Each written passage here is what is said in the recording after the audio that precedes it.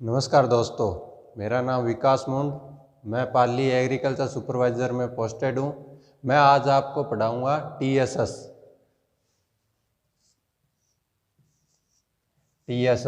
Total soluble solid.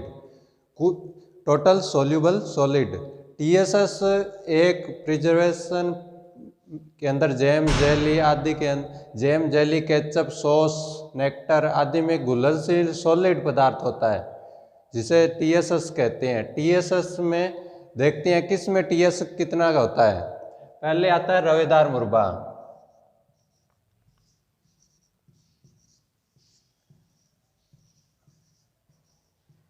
रवेदार मुरब्बा में TSS होता है 80। फिर आता है सूखा मुरब्बा या कैंडी,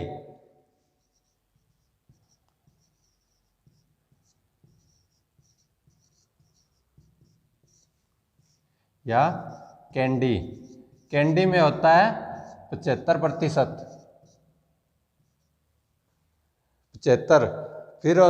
फिर आता है मुरब्बा। मुरब्बा में होता है 70। मुरब्बा में होता है 70। फिर आता है जैम। जैम में आता है 68।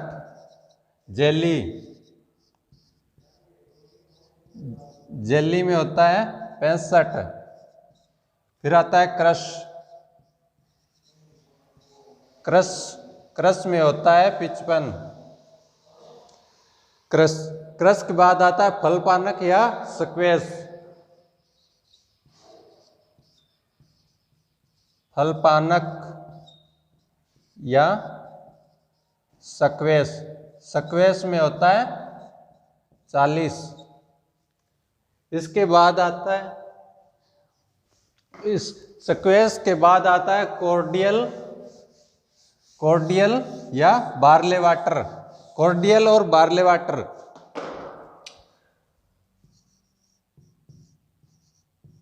कॉर्डियल और एक और आता है इसमें बार्ले वाटर, जिसको हिंदी में जौ का पानी। बार्ले वाटर में होता है 30। इसके बाद में आता है टोमेटो पेस्ट। टोमेटो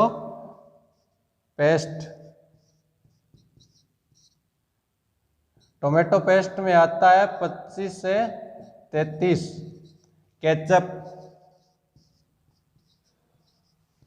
केचप में आता है 25 से 30। ये यहाँ तक बात होगी कॉर्डियल या बार्ले वाटर में 30, टोमेटो पेस्ट में 25 से 33, केचप में 25 से 30। फिर आता है अंगूर में होता है 20 से 24। अंगूर में कितना होता है 20 से 24। आम में होता है 20। आम में होता है 20। ये टीएसएस पेपर में डायरेक्ट पूछे जाते हैं सीधे ही, तो मैं आपको बता रहा हूं ये टीएसएस के बारे में। फिर आम के बाद में आता है गन्ने में टीएसएस होता है 16 से 18। और गन्ने के टीएसएस में जब 16 से 18 हो जाता है तो उसको एक परिपक्व गन्ना समझा जाता है और उसके बाद में उसको काट लिया जाता है। उसके बाद में आता है बेर में होता है 13 से 20। और उसके बाद में आता है अनार में होता है 14 से 16। कॉर्डियल या बार्ले वाटर में 30, टोमेटो पेस्ट में 25 से 33, केचप में 25 से 30, अंगूर में 20 से 24, आम में 20, गन्ना में 16 से 18 और बेर में 13 से 20, अनार में 14 से 16।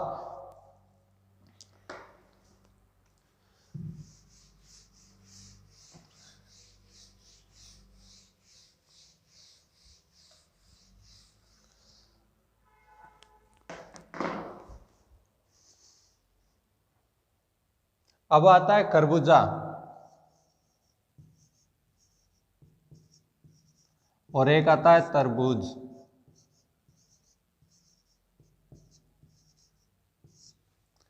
खरबूजा और तरबूज।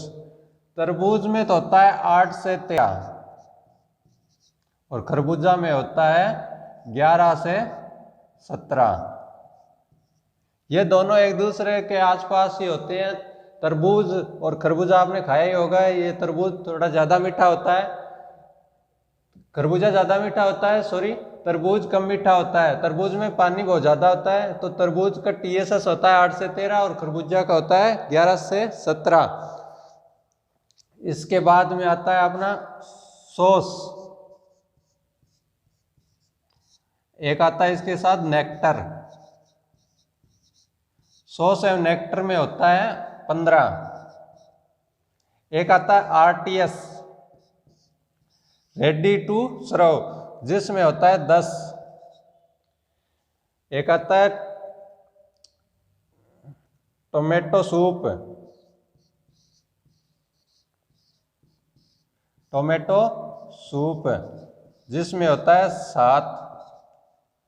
एक आता है गाजर। गाजर नहीं, सॉरी गाजर नहीं, एक आता है ज्वार। ज्वार जिसके मीठी ज्वार होती है, मीठी ज्वार के जूस में, यानी मीठी ज्वार के जूस में, मीठी ज्वार के जूस में होता है 16 से 23। ये मैंने आपको TSS बताए हैं, ठीक है। इसके अलावा एक आता है नींबू। नींबू में TSS होता है 6 से 8। एक आता है संतरा, माल्टा, पपीता। इन तीनों में होता है 10 से 12। ये TSS हुए कंप्लीट। लगभग ये TSS बताए मैंने सभी को। ये डायरेक्ट क्वेश्चन में सुपरवाइजर में डायरेक्ट पूछे जाते हैं। 2015 में पूछा गया था कैंडी में। कैंडी में पूछा गया था, जिसमें था 75। ये 2015 सुपरवाइजर में पूछा गया है क्वेश्चन है।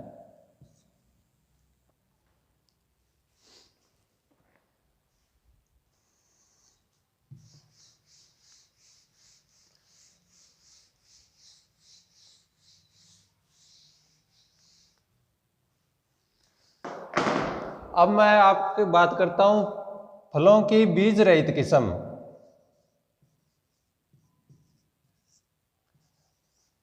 फलों की बीज रहित किस्म। फलों की बीज रहित किस्म। फलों में कुछ ऐसी किस्में पाई जाती है जिसमें बीज नहीं पाया जाता, बिल्कुल भी बीज होता ही नहीं है। वो बीज ये सीडलेस किस्म होती है। जैसे आम की सिंधु किस्म।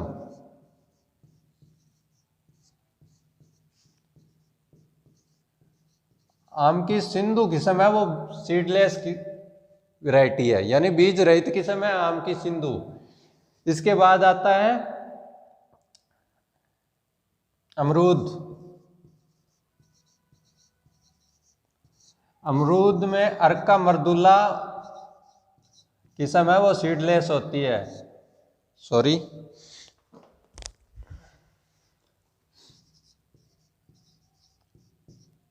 अर्का मर्दुला। और एक किस्म और होती है बीट कोकोनट।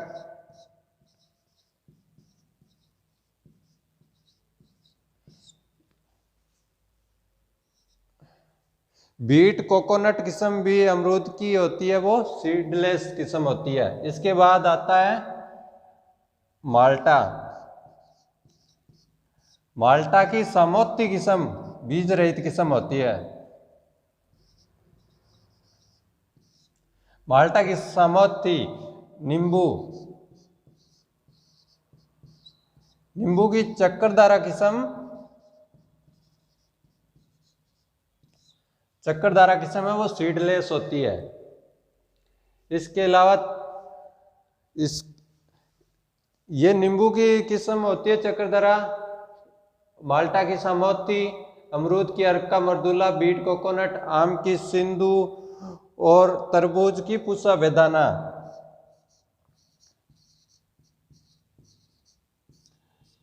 तरबूज की किस्म होती है पुसा बेदाना। अब रह गया अंगूर। अंगूर की बहुत सारी वैरायटी सीडलेस होती है, पर कुछ कुछ मैं आपको बता देता हूं। अंगूर सर्द सीडलेस,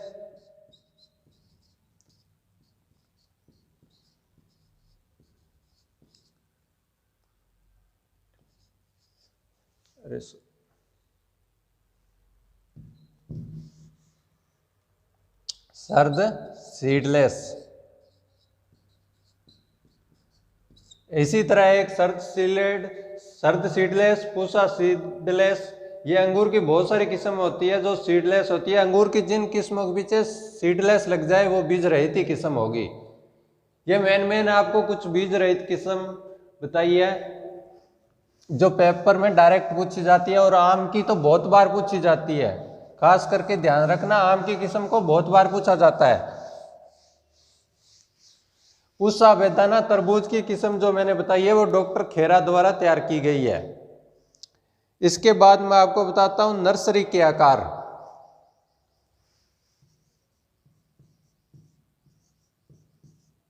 नर्सरी का आकार, नर्सरी के आकार का मतलब है भी 1 हेक्टेयर में अपने को पौधे लगाने के लिए कितने क्षेत्र में पौध तैयार करें तो अपने 1 हेक्टेयर में पौध लगा सके, पूरी कर सके। यानी कुछ पौधे ऐसे होते हैं जिनको डायरेक्ट खेत में न लगा के नर्सरी में लगाया जाता है। और नर्सरी में लगाने का मतलब ये होता है भी उस छोटे से एरिया में हम बहुत ज़्यादा डेंसिटी में पौधे लगा के और फिर खेत में ट्रांसप्लांटिंग किया जाता है। इसलिए अपने पहले नर्सरी में लगाते हैं। तो उस नर्सरी का कितना क्षेत्रफल हो कि अपने 1 हेक्टेयर क्षेत्रफल में पूरे आ सके। इसके लिए मैं पहले बताता हूं टमाटर में 250 वर्ग मीटर। ध्यान रखना मैं वर्ग मीटर लिख रहा हूं, कोई सेंटीमीटर ना कर दे। टमाटर में 250, बैंगन, मिर्च, गोभी और गेंदा, इन तीनों में अब टमाटर, बैंगन, मिर्च, गोभी, गेंदा, इन सभी में अपने को 250 वर्ग मीटर स्थान की आवश्यकता होगी। यानी 250 वर्ग मीटर में अपने अगर पौध लगाएंगे तो 1 हेक्टेयर क्षेत्र के लिए उपयुक्त होगी। पूरे 1 हेक्टेयर क्षेत्र में अपने सोइंग कर सकते हैं। ठीक है। इसके अलावा प्याज में अपने को 500 वर्ग मीटर क्षेत्रफल की आवश्यकता होगी। और 500 मीटर क्षेत्रफल के साथ एक और बता देता हूं, अगर बाजरे को हम डायरेक्ट सोइंग न करके, बाजरे की डायरेक्ट सोइंग न करके हम लोग उसको नर्सरी से पौधे तैयार करके फिर खेत में ट्रांसप्लांट करें तो बाजरे के लिए भी अपने को 500 वर्ग मीटर क्षेत्रफल की आवश्यकता होगी। बाजरे में 500। ठीक है। इसके अलावा आलू को जब हम ट्रू पोटैटो सीड लेके, आलू का ट्रू पोटैटो सीड लेके जब हम नर्सरी तैयार करते हैं उसके बाद उसको ट्रांसप्लांट करते हैं तो उसके लिए अपने को 75 सेंटीमीटर 75 मीटर की आवश्यकता होगी। इसके अलावा आलू हो गया, बाजरा, प्याज, गेंदा, गोभी, मिर्च, बैंगन, टमाटर। अब रह गया अपने एक धान की बहुत बार पूछी जाती है और धान की भी 3-4 नर्सरियां तैयार की जाती है अलग अलग प्रकार से, और धान की बहुत बार पूछी जाती है। तो धान में जैसे सीधा एक नॉर्मल विधि है नर्सरी तैयार करते हैं उसमें लगा देते हैं, तो उसके लिए अपने को 1000 वर्ग मीटर क्षेत्रफल की आवश्यकता होगी। ठीक है, 1000 का होता है 1/10, यानी 1 हेक्टेयर का 10वां भाग, 1 हेक्टेयर का 10वां भाग। और ये 500 हो गया 1 हेक्टेयर का 20वां भाग। और ये 250, ये 250 हो गया 1 हेक्टेयर का 40वां भाग। कोई नर्सरी का आकार नहीं, ये सीधा भी पूछा जाता है भी 1 हेक्टेयर के कितने भाग में अपने पौध लगाएं तो 1 हेक्टेयर के लिए उपयुक्त होगी, यानी 250 वर्ग मीटर का मतलब हुआ 1 हेक्टेयर के 40वें भाग। और 500 वर्ग मीटर का हो गया 1 हेक्टेयर का 20वां भाग। और 1000 का हो गया 1 हेक्टेयर का 10वां भाग। ठीक है, तो धान में अगर डेपोक विधि से लगाएं, अपने डेपोक विधि से लगाएं तो उसके लिए अपने को चाहिए 25 से 30 मीटर स्क्वायर स्थान की आवश्यकता होगी। डेपोक विधि के बाद में अगर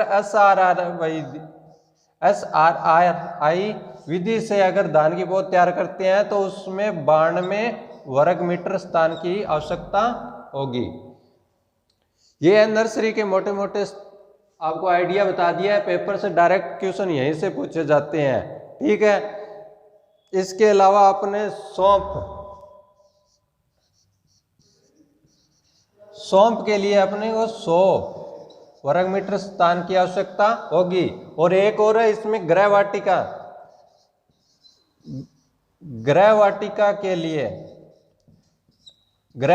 के लिए अपने को 250 से 300 वर्ग मीटर स्थान की आवश्यकता होगी। ठीक है, ये हो गए नर्सरी के आकार।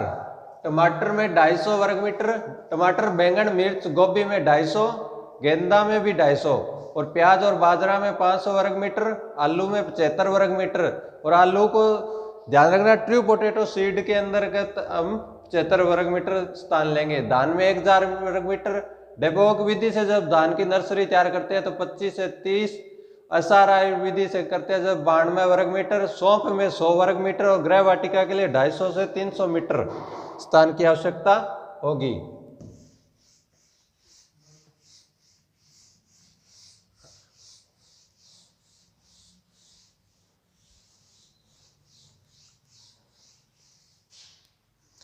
अब एक बताता हूं मैं बहार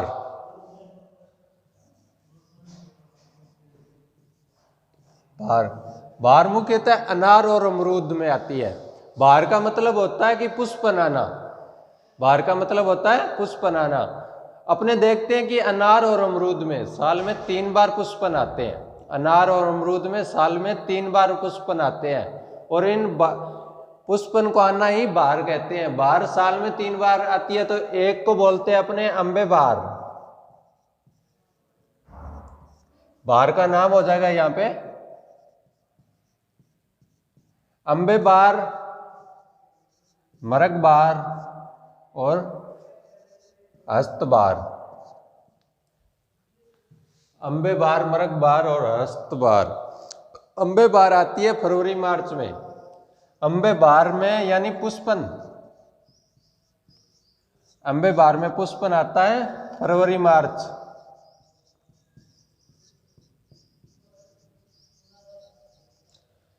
पहले आ गया फरवरी मार्च में पुष्पन, तो दोबारा आएगा अब जून जुलाई में।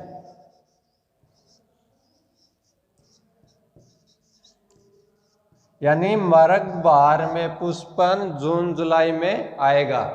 जून जुलाई में आने के बाद हस्त बहार में पुष्पन आएगा अक्टूबर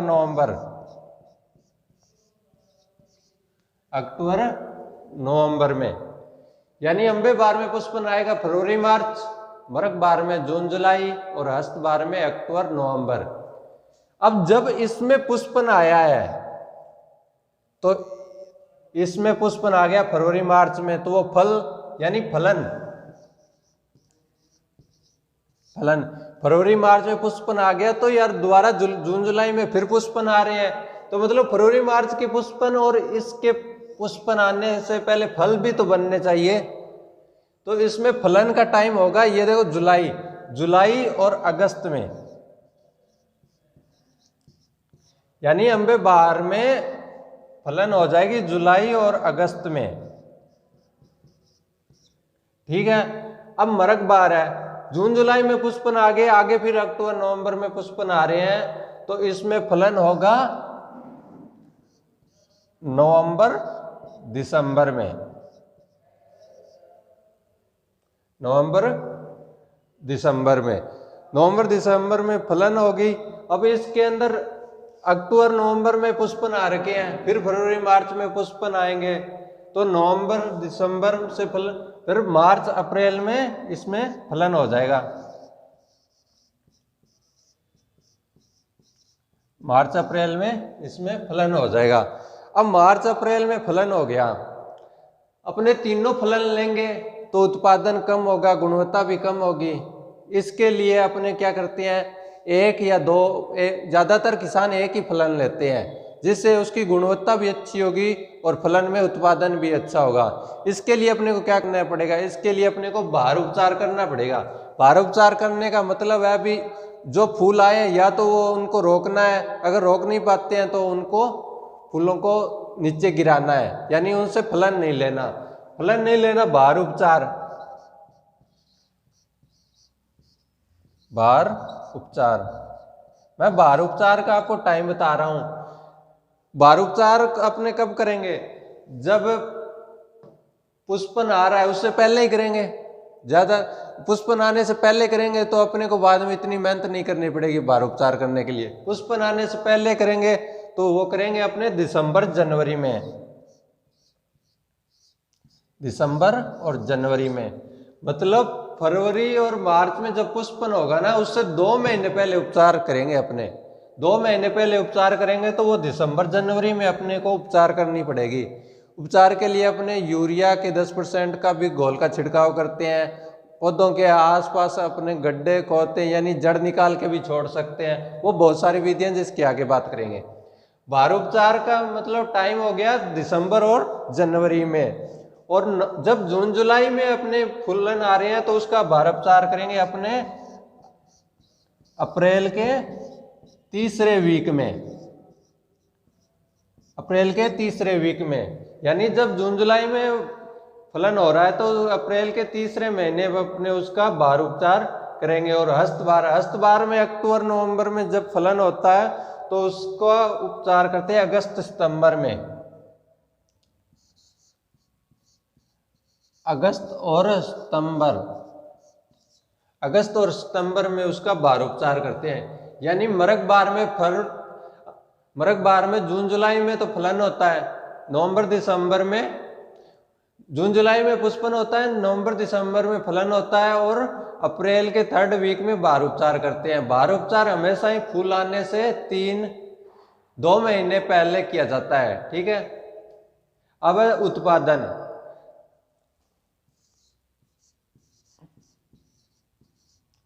सबसे ज्यादा उत्पादन होता है अंबे बहार का, सबसे ज्यादा होता है इसका। ठीक है, और गुणवत्ता सामान्य होती है इसकी।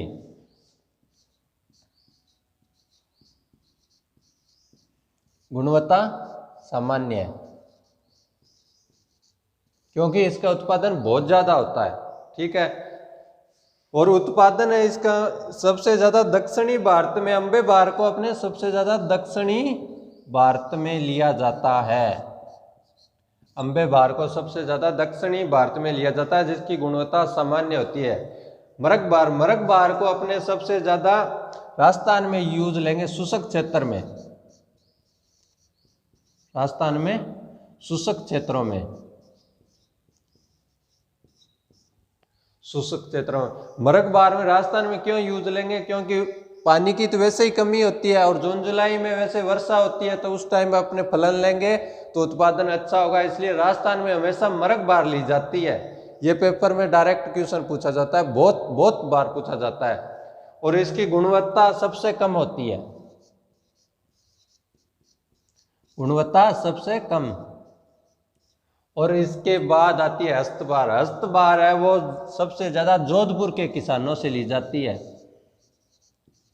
जोधपुर के किसान हैं वो सबसे ज़्यादा हस्तबार का उत्पादन लेते हैं और गुणवत्ता हस्तबार की सबसे अधिक होती है। गुणवत्ता हस्तबार की सबसे अधिक होती है। सबसे अधिक गुणवत्ता होती है हस्तबार की।